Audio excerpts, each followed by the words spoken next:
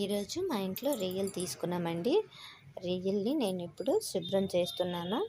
చూస్తున్నారు కదా, రొయ్యల్ని మొత్తం పొట్టు అన్నీ తీసేసి మంచిగా కడుక్కున్నాను. దాని తర్వాత మసాలా కోసం తీసుకున్నాను.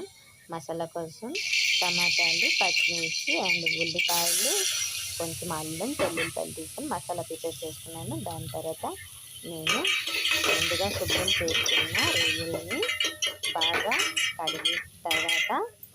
కడుక్కున్న తర్వాత కొంచెం ఆయిల్లో ఫ్రై చేసుకుంటున్నాను. గోల్డ్ కలర్ వచ్చే వరకు. అందులో వాటర్ వస్తుంది కదా, అవన్నీ ఇంకిపోయాక కొంచెం పసుపు వేసుకొని అండ్ కొంచెం కారం వేసుకొని ఫ్రై చేసుకున్నాను. అంతే, మరి ఇంకేమి వేయలేదు. ఆ ఫ్రై చేసుకుంటున్నాను. చూస్తున్నారు కదా, అందులో వాటర్ వచ్చింది. అందుకోసమే హై ఫ్లేమ్లో పెట్టుకొని ఒక 2 minutes ఫ్రై చేసుకున్నాను. ఫ్రై అయిన తర్వాత అవి కొంచెం లైట్ బ్రౌన్గా వచ్చాయి. పూర బ్రౌన్ కలర్, ఎల్లో కలర్లా వచ్చాయి. చూసారు కదా వేపుకున్నవి. అవి తీసి పక్కన పెట్టుకున్నాను. దాని తర్వాత ప్రాసెసింగ్ చేస్తున్నాను. ముందుగానే ఆయిల్ కొంచెం వేసుకొని దాంట్లో ఆవాలు, జీరా అండ్ ఎండుమిర్చి వేసుకొని దాని తర్వాత దాంట్లో ముందుగా ప్రిపేర్ చేసుకున్న మసాలాన్ని ఫ్రై చేసుకుంటున్నాను. ఫ్రై చేసుకున్న తర్వాత అది దగ్గరగా అయ్యాక మీకు చూపిస్తాను చూడండి. కొంచెం దగ్గరగా అయ్యాక దాంట్లో నేను పసుపు, కొంచెం కారం, ఉప్పు అన్నీ యాడ్ చేసుకున్నాను.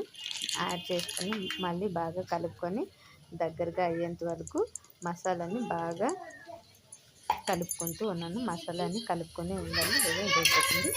అందులో మసాలా బాగా వేగిన తర్వాత నేను రొయ్యలు వేసేసాను. చూసాను కదా, రొయ్యలు వేసేసి కలుపుకున్నాను. ఇప్పుడు దాంట్లోకి వాటర్ని యాడ్ చేసుకుందాం.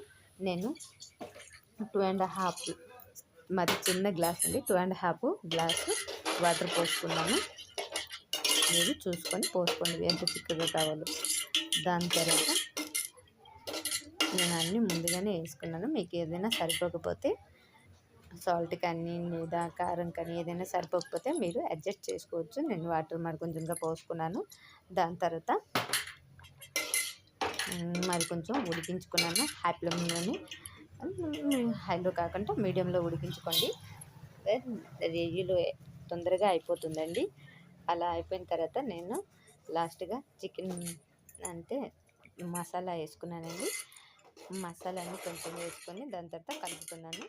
సరే, ఇక స్టవ్ ఆపేస్తున్నాను.